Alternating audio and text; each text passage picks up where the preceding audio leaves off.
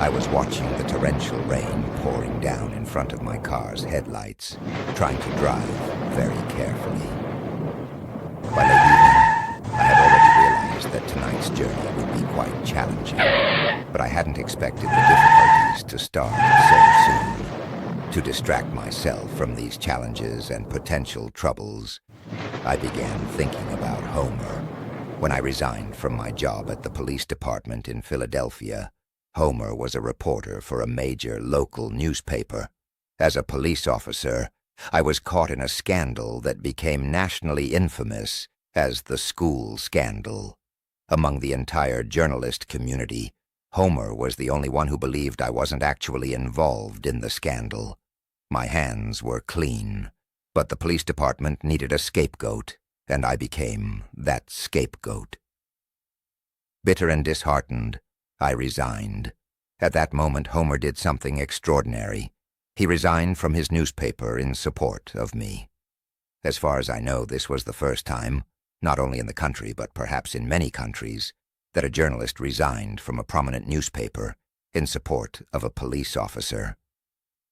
After leaving the police department, I became a private detective, and Homer left his big city and prominent newspaper to settle in a small county in a lush green mountainous area.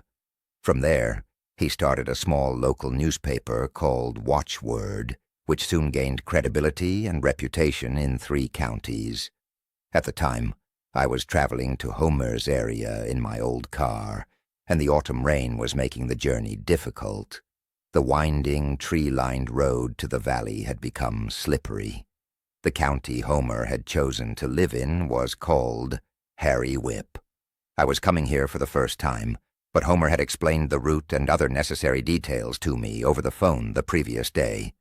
I was silently praying that the county had a livable motel, or that Homer had an extra room for me. I hadn't asked him about this on the phone, because I initially didn't plan to stay there. I was taking my first vacation toward the west, and thought I'd stop briefly on the way to meet my gracious, principled, and honorable friend. Following Homer's directions, I soon saw the Watchword office on the main road after entering the village. Its front wall was mostly glass, with the newspaper's name written in bold letters. Behind the glass, lights were visible. Homer had already informed me that he would be working late tonight, as he was preparing to break some important news. Working late wasn't an issue for him, as he lived alone and had his residence above the office. I parked my car in front of the first-floor office and stepped out into the pouring rain, bareheaded. Running, I crossed the sidewalk, climbed a few steps, and reached the office door. The next moment I froze in my tracks, not because of the cold mountain air, but because of what I saw inside through the glass wall. Inside, the small office contained all the essentials of a one-person-run newspaper. I barely glanced at the equipment. My eyes were fixed on Homer, lying flat near the desk where the large desktop computer was placed. Even from outside, in the rain, I could tell Homer wasn't alive. Part of his skull was missing, and there was a hole in the glass wall below a letter, W, with a spider-web-like crack around it. The hole appeared to be caused by a .45 caliber revolver bullet, though I realized there was nothing I could do for Homer now. The habit of being a police officer kicked in, and I immediately tried to turn the doorknob. It was locked. I stood there for a moment, stunned, wondering what to do next.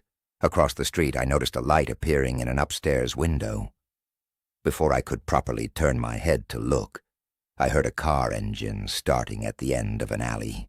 Squinting into the darkness, I saw a car silhouette moving quickly away without its headlights on.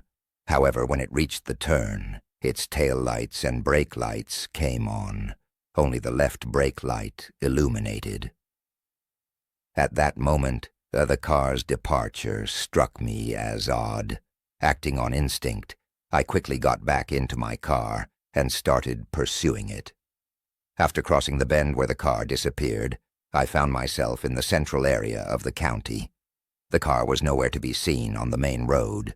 Dim streetlights revealed some side alleys, but the wet road and sidewalks were deserted. Soon, I realized this county had a police station, and its officers were quite alert because standing in the middle of the road, with a large revolver pointed at my car, was a police officer. To avoid running him over, I slammed on the brakes, and the car screeched to a stop about 10 feet away. "Hands up! Get out of the car!"